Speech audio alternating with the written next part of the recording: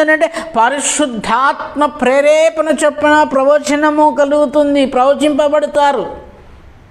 ఈరోజు చాలామంది ఊహను బట్టి ఇదిగో నీకు మగపిల్లోడు కావాలన్నా, ఆమె కావాలన్నా, ఇదిగో దేవుణ్ణి నేను ప్రవచిస్తున్న దేవుని పక్షాన్ని నేను ప్రవచిస్తూ ఉన్నాను, ఇదిగో నీకు మగపిల్లోడు పుడతాడు లేక ఆడమ్మ పుడుతుంది అని ప్రవచిస్తూ ఉంటారు. చాలామంది ఆ విషయాలలో ఫెయిల్ అయిపోతున్నారు. దేవునికి మహిమ కలుగును గాక.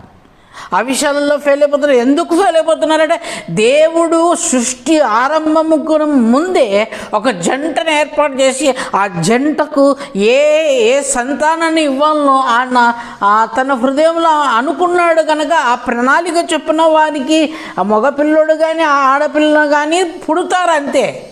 విశ్వాసమును బట్టి మనకు కలిగేది కాదు అది.